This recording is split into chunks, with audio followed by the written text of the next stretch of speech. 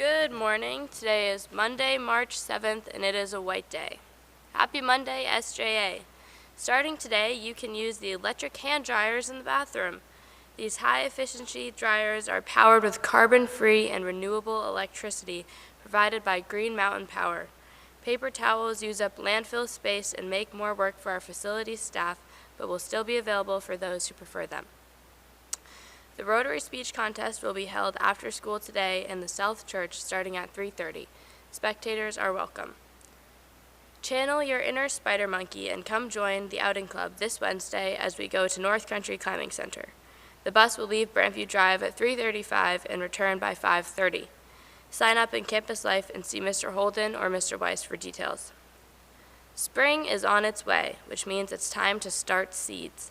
The Garden Club will be meeting tomorrow, Tuesday, to plant tomatoes, peppers, and herbs. Please join us in Shooter 237. The math team will not meet today. We will meet tomorrow in Fuller Basement for the Vermont High School Prize Examination in Mathematics, also known as the UVM contest. Cash prizes are awarded for the top 8 scorers in the state as well as regional prizes. See you tomorrow for the UVM contest. 16 enter. Only one can be the winner. Yes, it's March Madness for books. The brackets are up. SJA's 16 most popular books or series for this year have entered the court, and your votes decide which will be crowned the winner. How does it work? In the coming 4 days, choose your favorite books from the 16 contestants and also vote for which book will ultimately win March Madness. Vote in person at the library and take a look at the books to get a better idea, or vote via email using the library's bracket form. If you haven't read a particular book, it's okay to choose based on which sounds more interesting. If you've already received the online bracket form, then vote. If you want to receive the form, send a request to library@sgjlabs.com. Books advance every Thursday and new voting begins every Friday. The winning book will be declared the last day of March. If you correctly choose the winning prize, you will win something silly, plus be entered into a drawing for a bigger, but probably equally silly prize. You must cast your vote for the winning book before next Thursday to be eligible. It's madness. Happy birthday today to Waylon Gates, Finn Lagoy, and Norman Bantz. Happy birthday. Have a great day.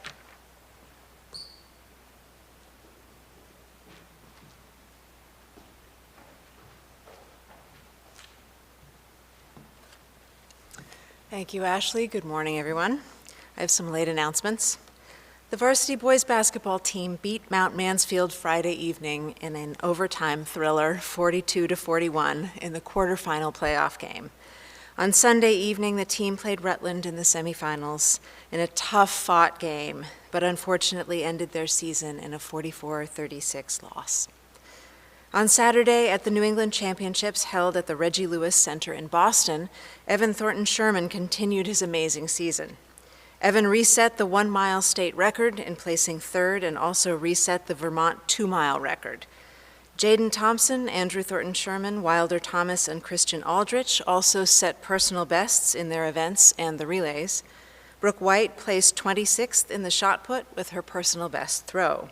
Brooke also led off the 4x200 and 4x400 relays with Hazel Fay, Willa Kantrowitz, and Peyton Qualter. Katie Ryan, Jasmine Engel, and Peggy Fisher joined Willa in the 4x800 relay, and all 3 relays ran season best times. Good job, guys. So I'd like to invite, before I say a few words, I'd like to invite Jill Carr to the stage to make an important announcement.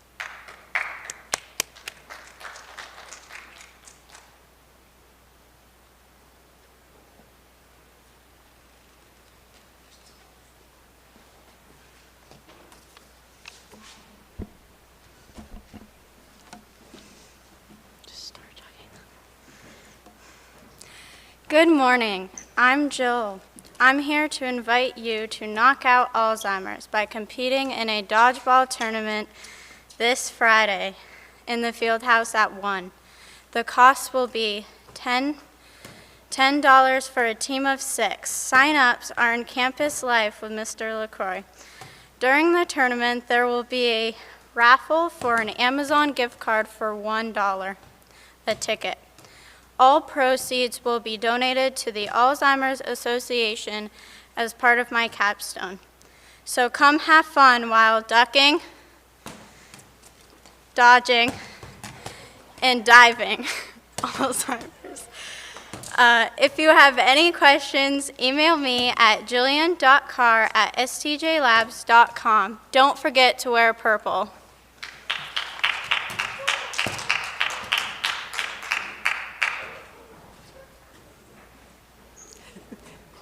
Thank you, everyone, for that robust dodgeball.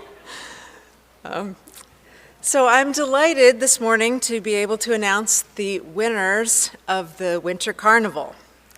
The 4 classes of St. Johnsbury Academy placed in the following order in competition for class winner of the 2022 Winter Carnival. In 4th place, with a total of 970 points, the class of 2024, the sophomores. In 3rd place, with a total of 1,026 points, the class of 2023, the juniors.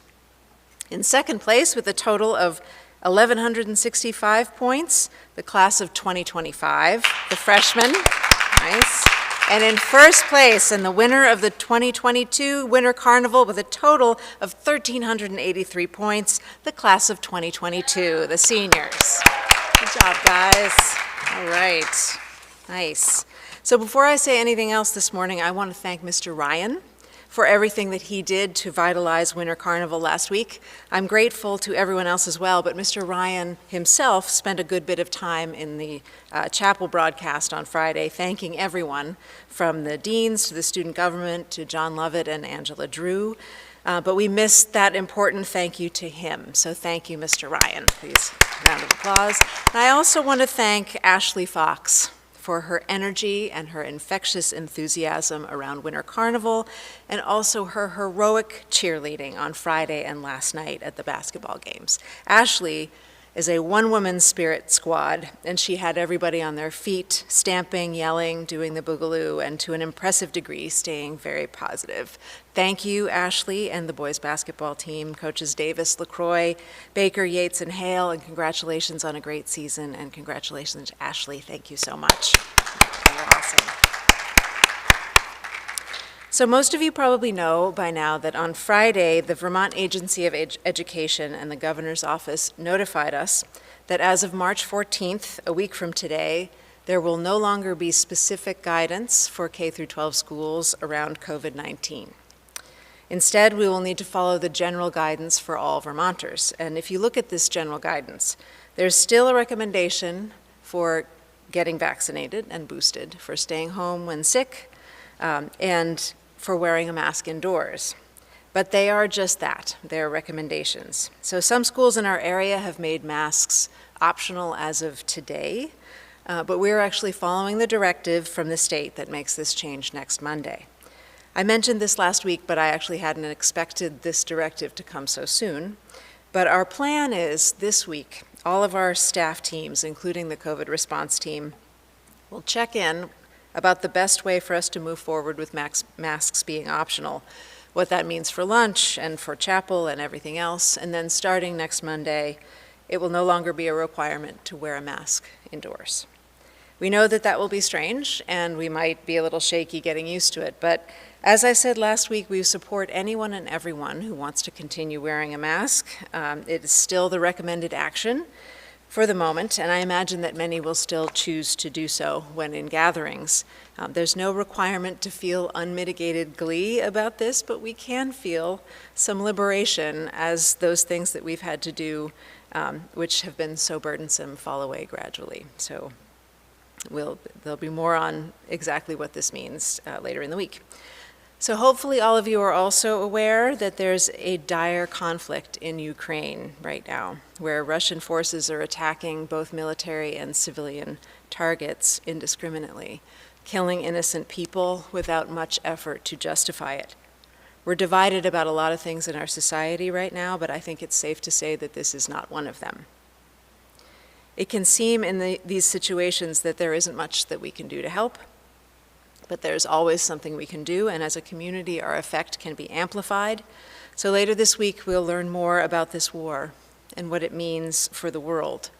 And because it's something easy and real that we can do, we will have a variety day, probably on Friday, in support of the people of Ukraine. So it's tempting to feel cynical about our capacity to hold back evil things, from pandemics to tyrants. But I want to end today by sharing a moment from last Friday after the seniors crushed it with their dance to Taylor Swift as a stay against cynicism. We invited a group of students who will be our new 9th graders next year to meet with us in South Church and start getting to know the Academy.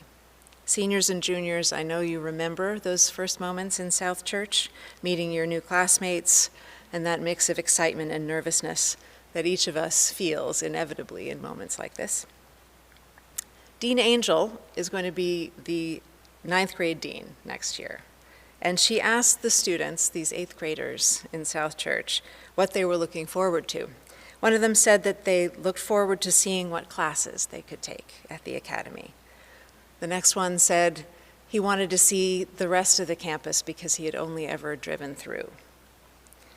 And then the last one said, I'm looking forward to making friends.